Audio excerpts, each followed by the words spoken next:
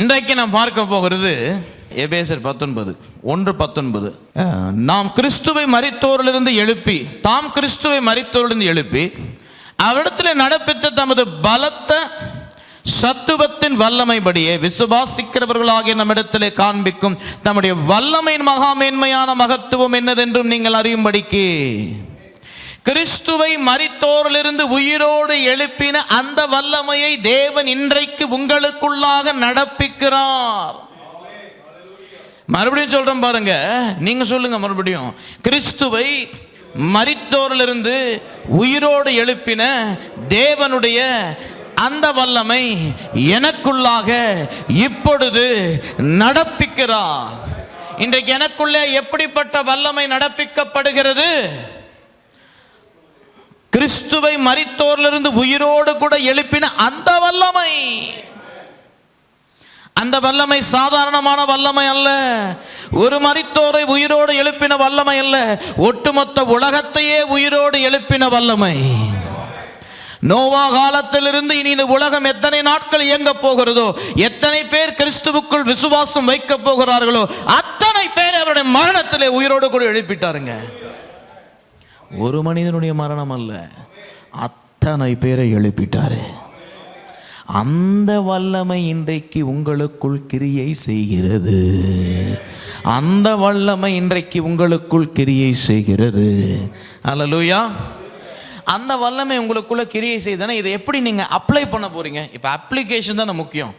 இது சொல்கிறோம் நம்ம கர்த்தருடைய வார்த்தை. இது எப்படி நீங்கள் அப்ளை பண்ண போறீங்க உங்கள் வாழ்க்கையில்? ஆமென். இது எப்படி நீங்கள் அப்ளை பண்ண போறீங்கன்னா, நியாயாதிபதிகள் 14ஆம் அதிகாரம் நான் வாசிக்கிறேன் 1ஆம் வசனத்திலிருந்து. சிம்சோன் திம்னாத்துக்கு போய் திம்னாத்திலே பெலிஸ்தரின் குமாரத்திகளில் ஒரு பெண்ணை கண்டு, ஆமென், திரும்ப வந்து தன் தாயை தகப்பனை நோக்கி, திம்னாத்திலே பெலிஸ்தரின் குமாரத்திகளில் ஒரு பெண்ணை கண்டேன், அவளை எனக்கு கொல்ல வேண்டும் என்றான். அதற்கு அப்பொழுது அவன் தாயும் அவன் தகப்பனும் அவனை நோக்கி, டேய் சிம்சோனு, நீ போய் விருத்த சேதனம் இல்லாத பெலிஸ்தரிடத்திலே ஒரு பெண்ணை கொல்ல வேண்டியது என்ன? உன் சகோதரரின் குமாரத்திகளும் எங்கள் ஜனமத்திலும் பெண் இல்லையா? இவன் பாருங்க, சிம்சோன் தன் தகப்பனை நோக்கி, அவள் என் கண்களுக்கு பிரியமானவள், அவளையே எனக்கு கொல்ல வேண்டும். அவள் பெலிஸ்தரிடத்திலே குற்றம் பிடிக்க முகாந்திரம் உண்டாகும்படி இது கர்த்தரின் செயல் என்று அவன் தாயும் தகப்பனும் அறியாதிருந்தார்கள். அக்காலத்திலே பெலிஸ்தர் இஸ்ரவேலை ஆண்டார்கள். சரி, 5ஆம் வசனம். அப்படியே சிம்சோனும் அவன் தாயும் தகப்பனும் திம்னாத்துக்கு போக புறப்பட்டார்கள். சொல்லுங்க, புறப்பட்டார்கள். அவர்கள் திம்னாத் ஊர் திராட்சை தோட்டங்கள் மட்டும் வந்தபோது, ஒரு ஊருக்கு போகிறப்போ, ஒரு ஊரை என்டர் பண்ணுறப்போ ஏதோ ஒரு தோட்டம்லாம் வருதுல்ல, அப்படி ஒரு திராட்சை தோட்டங்கள் மட்டும் வந்தபோது இதோ கெர்ஜிக்கிற பால சிங்கம் ஒன்று அவனுக்கு எதிராக வந்தது. அம்மா அப்பாவுக்கு எதிராக வரல, அப்பாவிகள் அவர்கள், ஐயாவுக்கு எதிராக வந்தது. யாருக்கு எதிராக? சிம்சோனுக்கு எதிராக. அப்பொழுது கர்த்தருடைய ஆவி அவன் மேல் பலமாய், சொல்லுங்க பலமாய். எவ்வளோ எஃபெக்ட் கொடுக்குறேன், நீங்களும் கொஞ்சம் சொல்லுங்களேன். பலமாய். அப்படியே கேட்டே பார்க்குறீங்களே, என்ன எவ்வளோ எனர்ஜி தேவைப்படுது இப்படிலாம் பேசுறதுக்கு. ஆமென். சொல்லுங்க பலமாய். கர்த்தருடைய ஆவியானவர் பலமாய் அவன் மீது இறங்கினதினால் அவன் தன் கையில் ஒன்றுமில்லாதிருந்து அதை ஒரு ஆட்டுக்குட்டியை கிழித்து போடுகிறதை போல கிழித்து போட்டான். ஆனாலும் தான் செய்ததை அவன் தன் தாய் தகப்பனுக்கு அறிவிக்கவில்லை. ஒரு கெர்ஜிக்கிற சிங்கத்தை பார்த்தாலே வயிறெல்லாம் கலக்கும். பெங்களூர் சஃபாரியில் பார்த்துருக்கிறேன் நான். கிரில் போட்ட வண்டிக்குள்ளே உட்காந்துக்கிட்டு.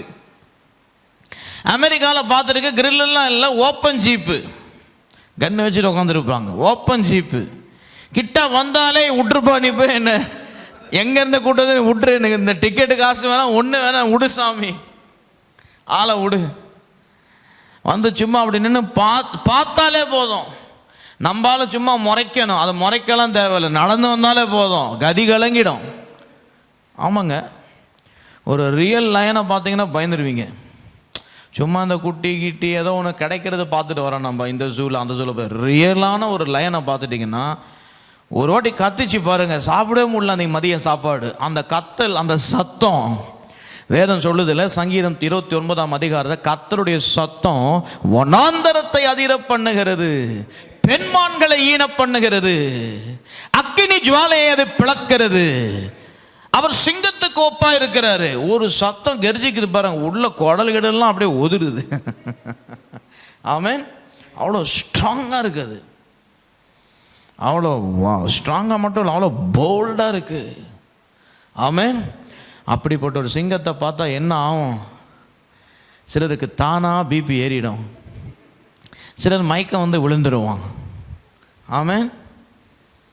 அது ஒரு அறை விட்டால் போதும், 10 அடிக்கு எகிரி போய் வந்துடும். அது அப்படி இருக்குது பார்க்குறதுக்கு. ஆமென். சண்டை போட முடியாது அதுக்கிட்ட.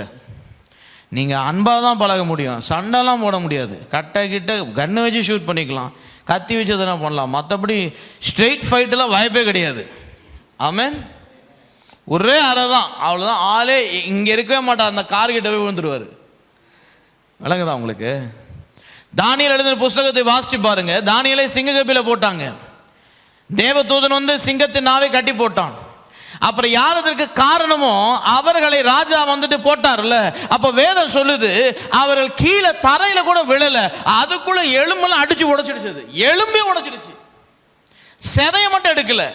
கீழே அவன் மேல இருந்து, அந்த குகையில மேல இருந்து கீழே வரதுக்குள்ள அவன் எலும்பெல்லாம் நொறுக்கி அவனை வந்துட்டு ரெடி ஆக்கிடுச்சு இறையாக சாப்பிடும்படிக்கு. அவ்வளோ ஸ்ட்ராங் ஆனது ஒரு லயன். இப்படி இதெல்லாம் சொல்ல வேண்டியதாக இருக்குது. எதுக்குன்னா, நம்பால் இருக்கார் பாருங்க, சிம்சோனு. சொல்லுங்க சிம்சோன், திருப்பி சொல்லுங்க சிம்சோன்.